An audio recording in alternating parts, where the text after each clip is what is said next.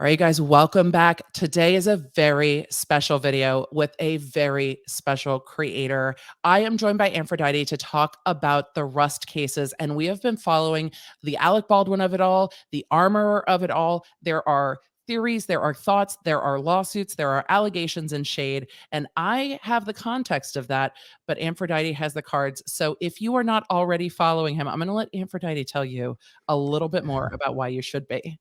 Hi guys, I'm Aphrodite. I'm a pop culture psychic here on YouTube and lots of other places, Aphrodite everywhere. I pretty much use tarot as a tool to figure out what's really going on with your favorite influencers, celebrities, true crime, and everything in between. So I'm really excited to finally work with Emily and to figure out what really happened in this crazy scenario, honestly.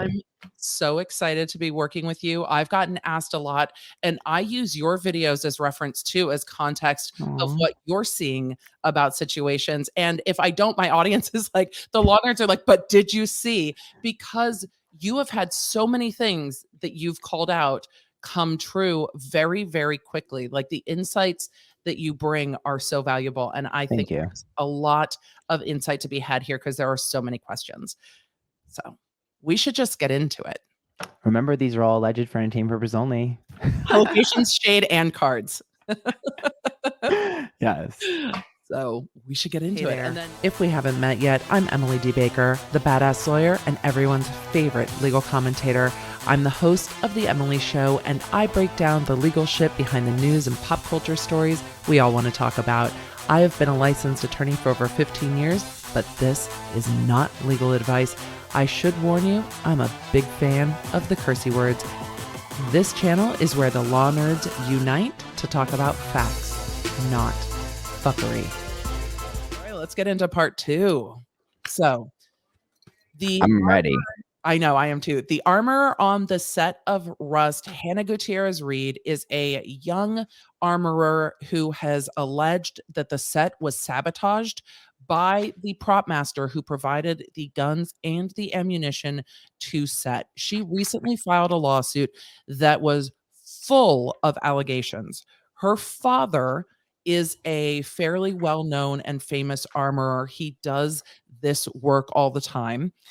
And he was on another movie set with the same prop house owner and had a carton or a barrel of, not a barrel, but like a tin of live ammunition that had the same like brass stamps as the dummy ammunition that was being used on the Rust set. The prop house still had those live ammo rounds. Those are the live ammo rounds that were later found on set. When they did a search of the prop house, they couldn't find these live rounds anywhere. So somehow these live rounds got from the prop house onto set, even though live rounds were never ordered. What Hanna Gutierrez Reed said in her lawsuit was that the morning of the fatal shooting, a full case of ammunition just showed up in the prop trailer. She didn't know how it got there. She didn't put it there. She suspected that her boss, a girl named Sarah, brought it in. She and Sarah had had tension on set, and she and the prop master had had tension on set. There are allegations that Sarah and the prop master were dating. When Hanna Gutierrez Reed asked, where did these come from? No one answered her. The other prop girl giggled and they all walked out. So somehow this box, there had been tension on the set, there had been some kind of infighting, and then this box of full ammunition showed up that morning. Hanna Gutierrez Reed was the armor on set. She was also an assistant to props, so she was pulled in a lot of different directions.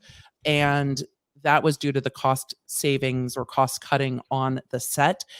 She did not have the weapon for at least 15 minutes prior to this shooting, and there were some issues surrounding that. She alleges it was sabotage. The prop house master is alleged to have told her father and a third party that he never wanted to work with her again, and the undertones were that maybe he never wanted her to work in this industry again. And that's all leading up to the morning of the shooting. After the shooting, he reached out to her, and her lawsuit alleges that he was trying to cover it up and shift the blame onto the assistant director, the one who handed the gun to Alec Baldwin, and she alleges, tried to manipulate her via text message to say, hey, wasn't the AD the one cutting corners? Wasn't the AD doing this, that? And try to get her to go along with that story to perhaps cover his own potential liability. Mm-hmm. There's a lot that was alleged in that lawsuit, and it is wild. But she has said since the beginning the set was sabotaged. Okay, so you said there was allegation of two people maybe being together? Yeah, the head of props and the person who owns the prop house who provided the bullets and the guns. Interesting, because in the Alec Baldwin one, I saw like inappropriate connection. Yes. I had assumed it was him and that person, but it could have been these two. Okay. So it's interesting about that. Obviously, we'll see this. So I think the way I'm going to handle this one, I think, is so we have 3 people involved, I think. There's 2 main people and 1 tangential. So Hanna Gutierrez Reed is kind of the main figure, being the armorer who was in charge, and then the prop house person who provided the things to set. Okay. And then there was that tension with the third person who was Hanna Gutierrez Reed's supervisor and potentially the girlfriend or dating the person at the prop house. So there was a connection there. It seems that they're alleging that the third party is the one who brought the things onto set or facilitated that happening. Okay, so I'm reading Hanna. So 9 of Wands, things getting worse before they get better. Knight of Wands is misguided aggression. And then we have here the World-averse, completion of a cycle. So to me, she reads as doing her job. How long do you know how long she's been working? It's fairly new. She is 24 years old. This was the second movie that she was working on. Okay, that makes a lot of sense because I'm like, why would it be ending if she's so young? The 7 of Pentacles is about comfortability. It's also a little bit of laziness. Okay, so okay, I'm having a hard time following this, so sorry, I'm slow. No, so you're not slow. It's crazy. So she had a supervisor? Yes. Okay, so she reads as incompetent, not because she's incompetent, but because whoever her supervisor is demanded a lot and expected her to know things that she didn't have enough experience to know. Period. Okay, because the sun is unhappiness. Okay, this would be calling someone lazy. This is misguided aggression. This is like ending something. So I know you said like wanting to end her career was an allegation. I agree. I actually agree with that. The 5 of Swords is pettiness and tit for tat. So for me, absolutely, it was like, if you're not going to do this and you're not going to do it right, get the hell out of here. Like it reads very much as like, when you're like a new person and like all these people already know each other, or you're like a girl in a boys club, like it's that type of vibe to me where it's giving me like you can't hang, get out of here. So I agree with a lot of what she's saying, allegedly for entertainment purposes only. I do agree that for her, I do think that there are people wanting to get her out of here and wanting to end her career. Yes. I think this is also, remember I said there was, she has a father who's very prestigious in the industry. I don't know if others felt that maybe she got her job because of her dad and didn't belong there.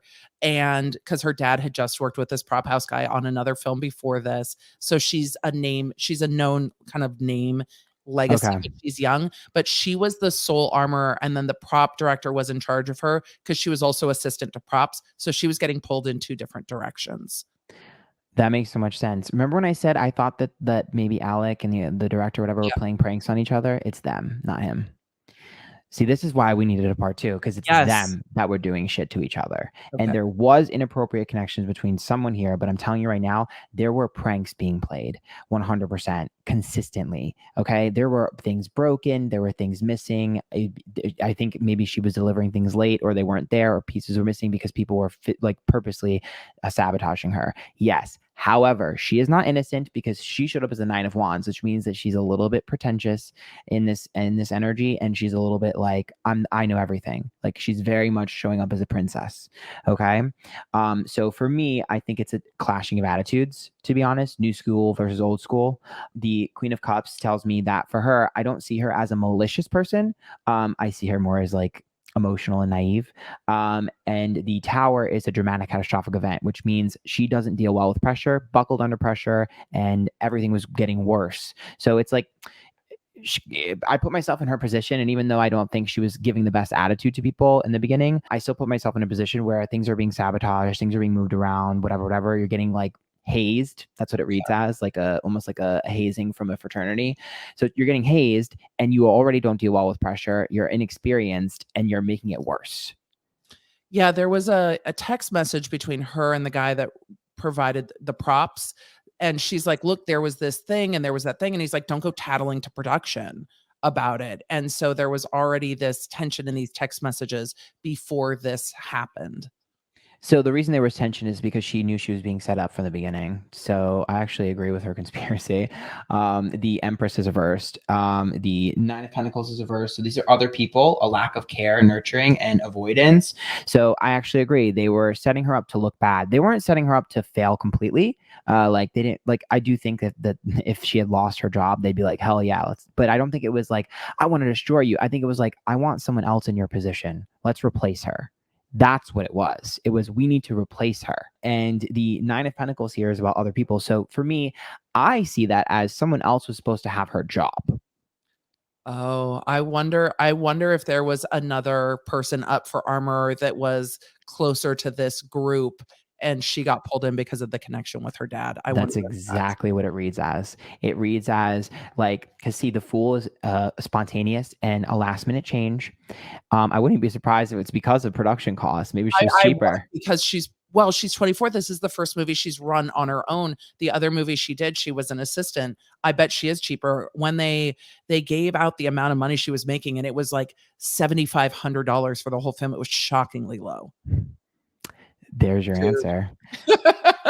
I got the chills. It's the truth though, because the Ten of Wands is releasing of burdens, and the Page of Pentacles is money. So to me, it's like this saves us so much money. This saves us, and that's oh my god, oh my god. When you start saying "oh my god" before you even explain, I live. It's just so annoying because it's like I can literally basically I can kind of see it in my head, and it's just like, you know, oh, she's dumb and stupid. Like, yeah, they're cutting corners, whatever. We're just gonna fuck with her. Like, yeah.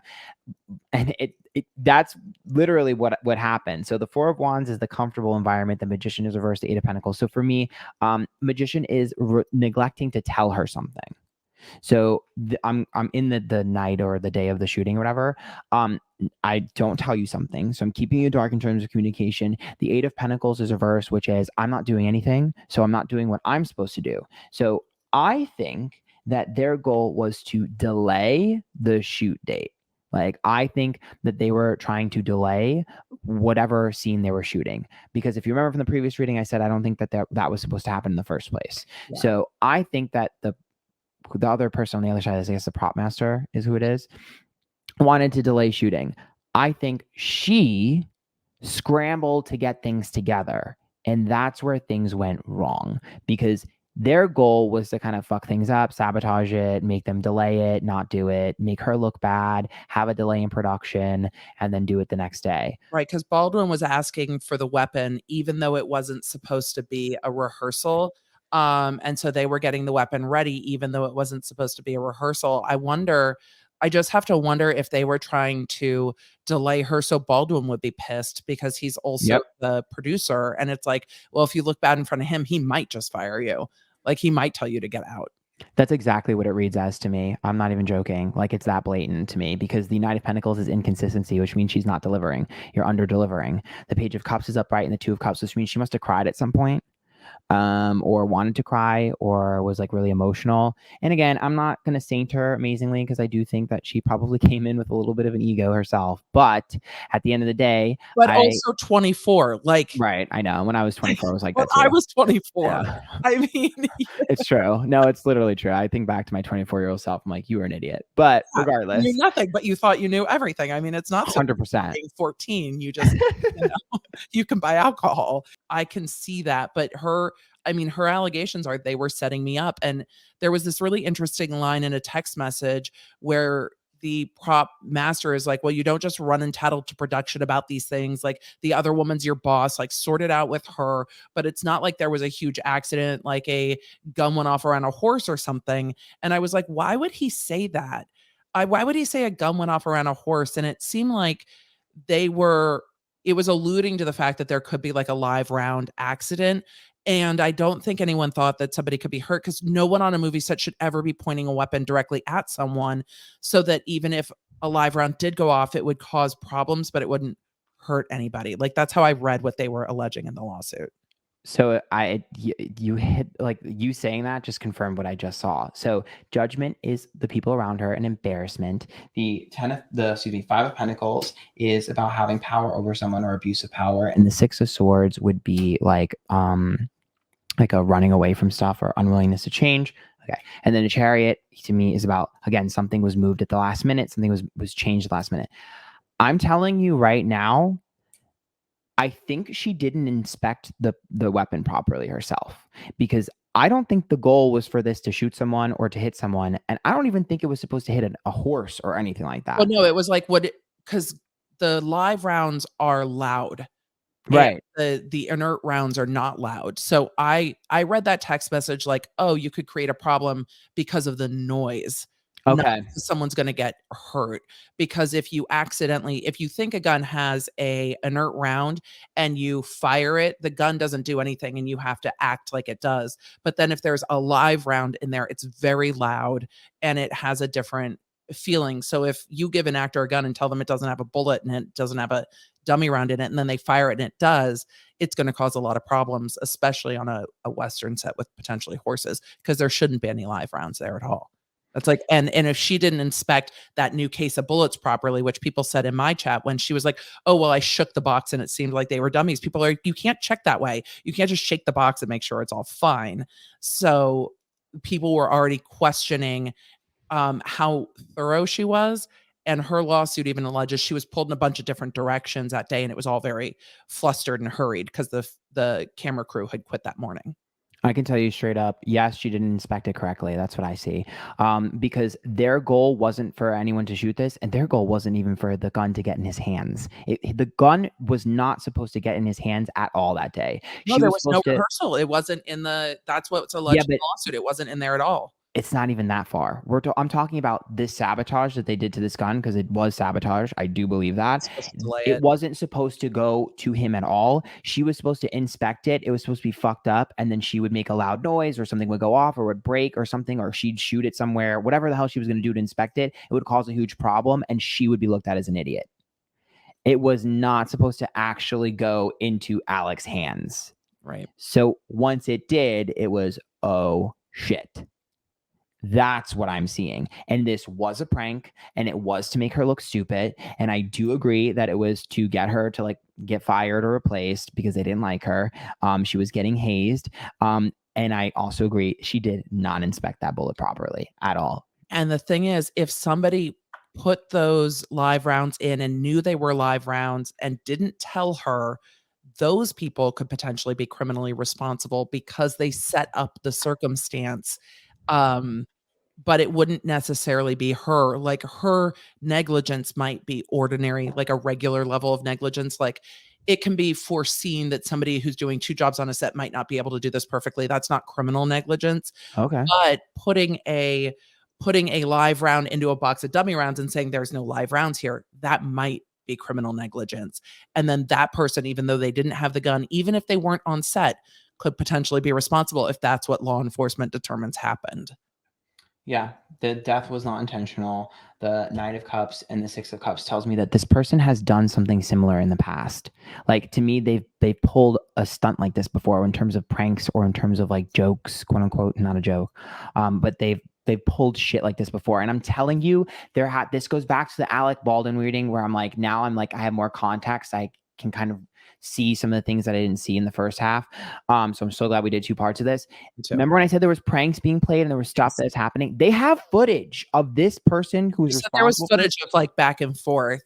There's footage, not just of Alec and other people. There's footage of this person doing shit, tampering with shit. Like, you know how like at the end of a movie they have bloopers and sizzle reels? This person was doing stupid shit. Wow. It's in the footage. Like, I'm telling you, there's actual footage of this person doing stupid shit. Now, maybe they're not in the footage, but what they were doing was causing the footage. Like, haha, look at this, haha, look at that. Like, this is what this person does. They think they're funny. Like to me, it's like a jokester, like, someone's like, ah, like, like just like someone who's been there for a long time and just like, is comfortable, making jokes and doing things that maybe you shouldn't be doing, but since they're so seasoned, they can get away with it. It's that type of vibe. Because there's also the assistant director, Mhm. Halls, was the one who handed Baldwin the gun, and he's been accused in other media reports and the lawsuit of not necessarily, going through the safety checks, not taking safety seriously, kind of blowing people off when they said, "No, we need to do this." So there is that, like, 4th party out there too with the AD who was kind of like, "Yeah, whatever, it's all fine." That person strikes me as the type of person who, like, I owe people favors and I don't ask questions. Like, I do what I'm told when I owe someone a favor. Yeah. So, you scratch my back, I scratch yours. That's the type of person that person shows up as, because there's the 3 of Cups. That's distrustworthiness, but that's also like shady character. And then this is apathy, which means it's personal. This is about, like, 6 of Pentacles to me is about accountability, and it's also about, like, when I pull cards like these together, especially with 9 of Swords, which is, like, again, overthinking and, like, shadiness, I see it as, like, I owe you.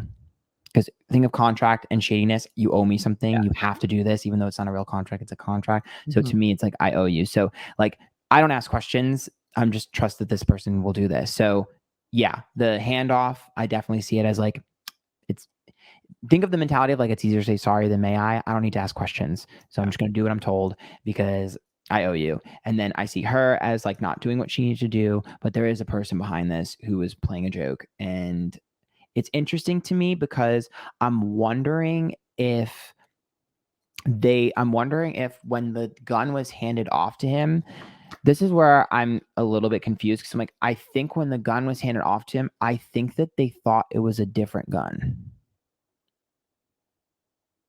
That's where I'm a little bit confused about, because, like, there might be a disconnect. Like, obviously, I'm sure they didn't think that the live round was in there, because it's clear that she wasn't, like, doing her due diligence in terms of checking it. But I also feel like they thought that there has to be 2 guns, because I'm There were feeling like, multiple guns on set. okay, I think that they thought it was a different one for this particular suit, or excuse me, shoot. I think they thought it was a different gun, and they weren't, like, paying attention to what gun was what. And I think that's why that's another aspect to this. I think that is going to unfold. So I think they thought it was a So different one. there's been reports that Baldwin wanted a larger gun and asked for something to be swapped out kind of last minute, but he denies that and denied it in his interview. That happened. I see Interesting. that happening. So Yeah. he wanted a different, like, he wanted a different gun or a bigger gun. Hannah Gutierrez Reed's attorneys put that out there, and news reports kind of picked that information up, and Baldwin's like, "At no time did I ask for a different gun or a bigger gun or whatever." But I mean, he probably doesn't realize what he was asking for. I maybe. mean, he could have just been like, I want a bigger bang, or I want a bigger this, or I want something that looks better. And I don't think he even realized. I don't even think he could tell the difference between the guns, if I'm being honest. It's possible. Like, that's, like, to me, it reads as, like, him being a big baby and be like, oh, it needs to look like this, it needs to be like this. And they're like, all right, fine, we'll just get you the other one. Like, that's what it reads as. So do I think that he directly asked? I don't know. You're like, 2 things can be true at once. It I might think be it's that he didn't ask semantics. for a bigger gun, but that's what they took it as when he was It's giving whatever feedback he was giving. it's semantics, 100%. 100%. Um, and again, the prop that went off was definitely tampered with, for sure. And also, like I said before, broken. There's something about it that's broken. I'm standing behind that. So And you know what? Law enforcement has it, and if it was broken, it will, kind of tip in the favor of this being a tragic accident unless they know that somebody broke it or can prove that somebody did that maliciously, which I think would be very hard to prove, because there's also footage of the film set where the guns are getting just kinda put in the bags and different people had access to the prop trailer. So I don't really know what the backstory on that is.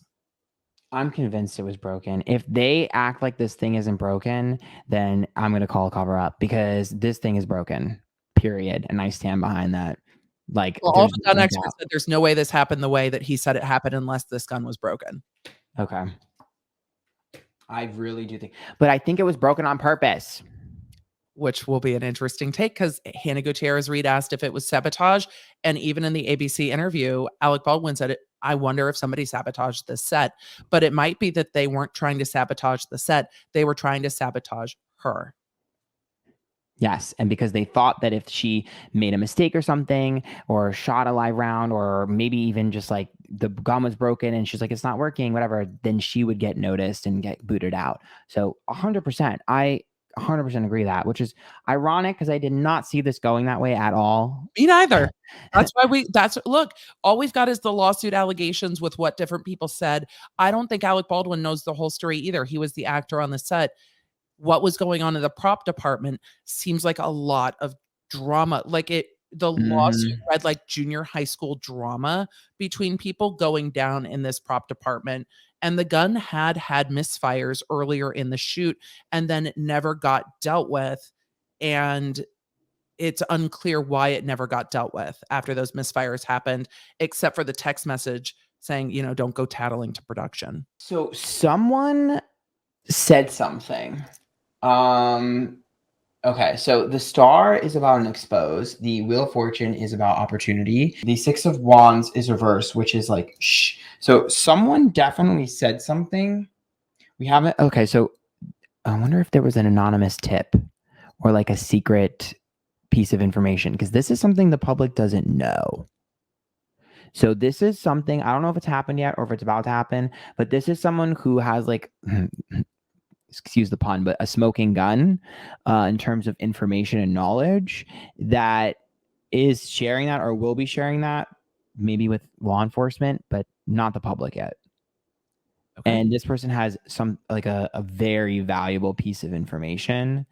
I don't know if this will come out soon. It might, because the Star, usually whatever is in the dark comes to light with a Star. So usually it becomes public knowledge eventually. It's not now, but someone does know something and has shared it.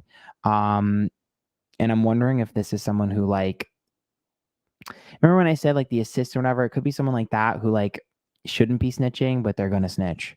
So I definitely see someone like it gives me like, like if you're scared that you're going to get in trouble and you just like, whatever, I'm gonna throw you under the bus anyways. Like it's that. If I'm the AD reading the lawsuit that's because the lawsuit that Hannah Gutierrez Reed filed showed some of the behind the scenes workings. And with regard to the assistant director, it showed that the prop master was trying to throw him under the bus. So if it's that individual, there's now a public lawsuit showing that people behind the scenes were texting each other, trying to coordinate a story to throw him under the bus. But there's others involved there too that were in communication. Her dad, a mutual friend. There's other stuff there. So there's multiple people who could have seen this lawsuit and been like, oh, well, if you're putting all this out there, then, I'm going to just call the authorities and put the rest of it out there because this is what they're trying to do to me. There's also an important social media post from someone. You said people quit beforehand, right? Yes. So did anybody like tweet or like post anything about this before the shooting happened, or was there like a prominent social media post? Because I go to the Six of Swords and I'm going right here again, and this is an expose, and I'm like, someone said something on social media. There has to be a social media footprint for like what was going on. I know from the lawsuits and the reporting that there was a letter to Alec Baldwin. I don't know if it ended up on social media and when, about why they were walking off a set and about conditions on set, but there was a lot of displeasure with the conditions on set beforehand. Baldwin said it wasn't brought to his attention, but I wouldn't be surprised if members of the crew were talking about it, because at that same time, there was union stuff going on with the union that is involved with taking care of camera people, set people. And Baldwin actually tweeted in support of better working conditions. So I wouldn't be surprised if there were posts around that and about the working conditions for the crew when they walked off. Someone's like personal Instagram or personal Twitter or something, their Facebook, there's somebody's post here. I wouldn't even be surprised if it's pictures, but there's someone's post here. This is self-sabotage. So to me, it's like, like I would see that as like telling on yourself. So someone's post, this is a revealing of a secret. This is someone's impure intentions, and this is someone's aggressive energy. So to me, it's like, let's say it's your boss and like you know, expose him, or it could even just be like you talking about like, okay, let's say that someone snuck in to change the rounds, right? The last second. Someone might have a picture of this person sneaking in and not even realize they're in the background. Or they could have a social media post that says, like, oh, so-and-so was here. It's so weird. I don't know why they were there. Like, to me, Right. that is something I don't know if this will ever be something we discover. I highly doubt law enforcement will find this out. Maybe the internet found it or will find it. But there is a social media post that kind of ties together things, and it looks like a valuable piece of evidence. So if people end up finding that, it does help the case. But I'm telling you right now, there's a social media post that's going to be a hot topic if people find it.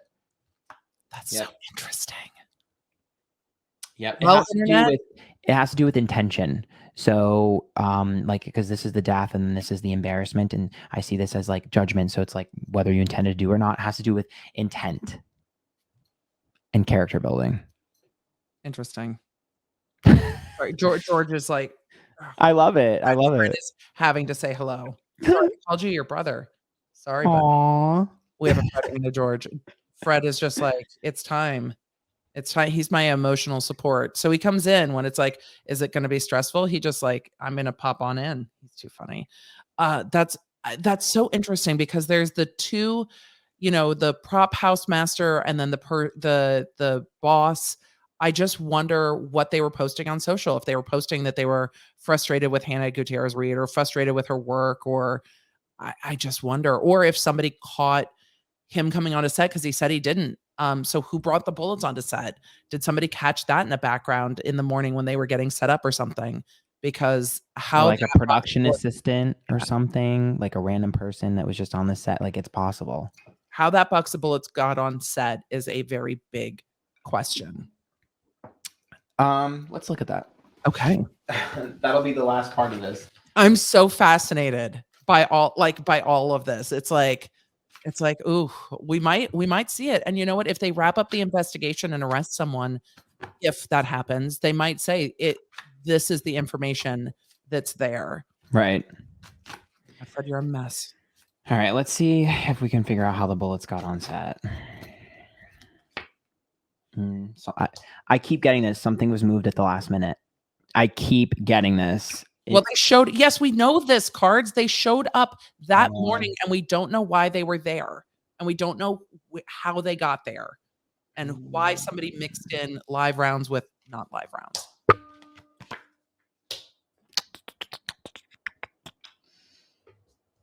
I mean, okay, so this is the same information, wanting to frame her. It's the same shit. Like, mad. It's a King of Swords, someone who does not have a good bedside manner. This is the person that did it. They don't have a good bedside manner. They're very sharp-tongued. To me, there's someone that, like, they're the type of person that would be like, oh, people are too sensitive. Like, that's the type. And it's a game of see it as like dominoes. Like, I tell you only enough information. I tell you only enough information, and you only enough information. You don't know what's going on, but me telling you all I need to tell you cause a domino effect for them to be there. Hey, you should go check this thing out. Hey, are you going to be here? Here, take this box. It's that type of shit where it's like a game of dominoes. So I don't see it as a direct, I'm placing it here. I see it as I'm going to finesse my way to get these on set. That's what it reads as. It just makes me wonder, was it a setup in that, like, oh, well, if she's really as good as she thinks she is, she'll find these. And if she's not, she'll be embarrassed and it'll prove she can't do her job.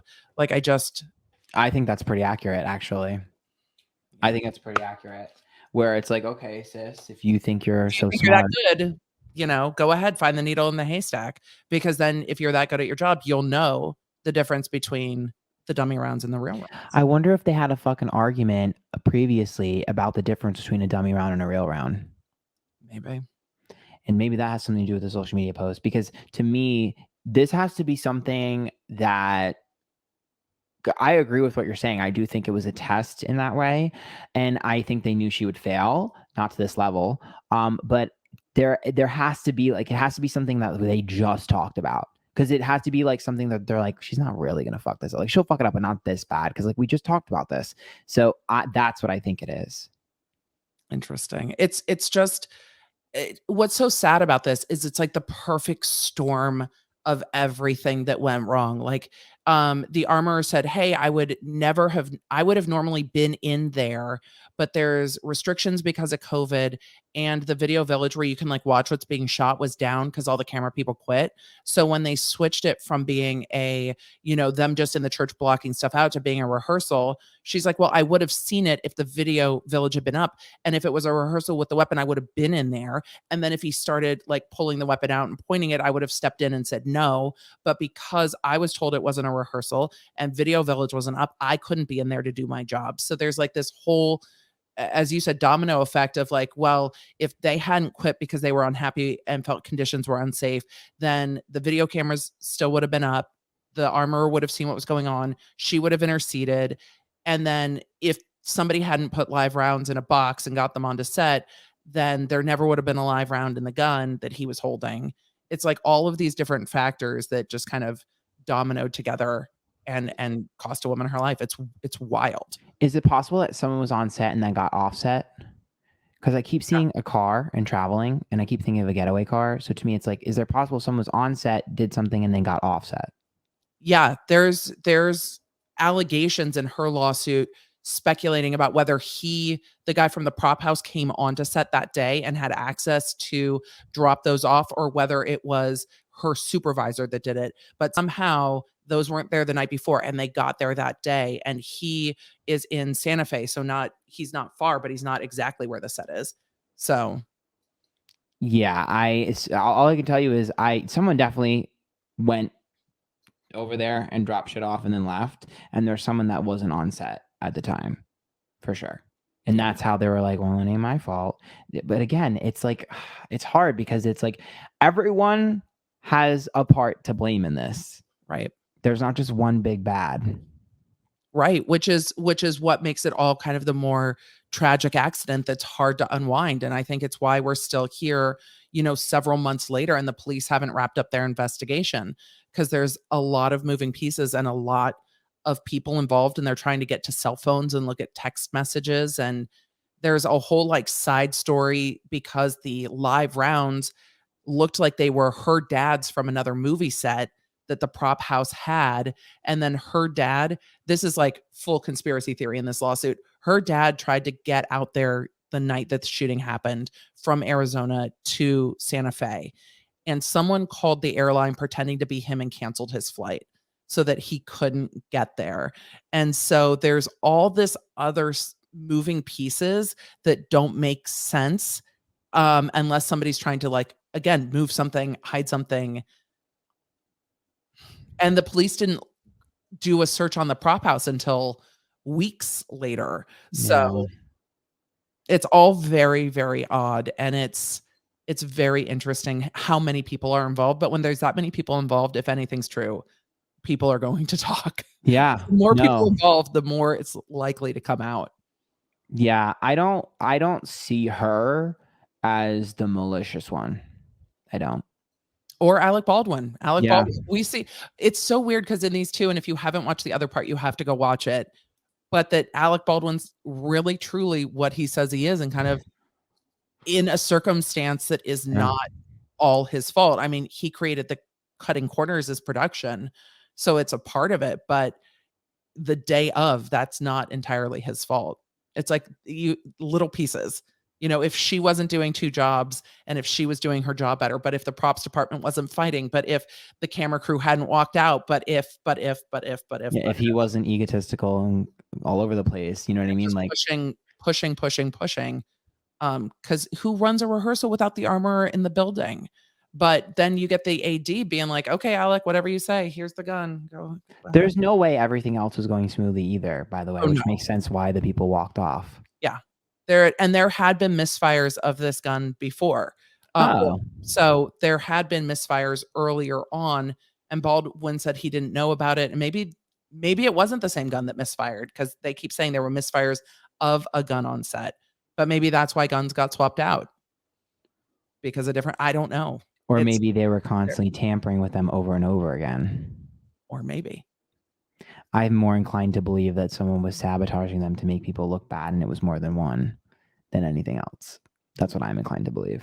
And you know what? It's just, the thing is, you can't control the outcome of what's gonna happen, but I think people are like, "Well, it's a movie set. No one's ever gonna directly point a gun at somebody else." Like, why would that ever happen? Because the armorer would normally step in and be like, "That's not gun safety protocol," but the armorer wasn't there, and the armorer wasn't there for a whole bunch of different reasons, and then you end up with somebody shot and killed and somebody shot and injured in a whole lot of really suspicious circumstances. So was the gun shot twice then? It had been shot on set, it had been filmed with for weeks, and so Okay. it didn't s excuse me, it didn't seem that there was a safety meeting after the misfire, because there's this text message in the newest lawsuit saying that Hanna Gutierrez Reed, the armorer, is complaining about the prop master, saying, "Well, she had a misfire with the gun," and the other guy's like, "Don't go tattle to production, just, like, shut up, it's not that big of a deal." Oh. So, there is So how many bullets shot off? One? one. Okay. Wow. Yep, and for one to be a live round, it's just, how much is of something a fluke? Because she was taking bullets out of the box, there were 6 in there, one of them wouldn't load, so she had to clean the gun out and reload one.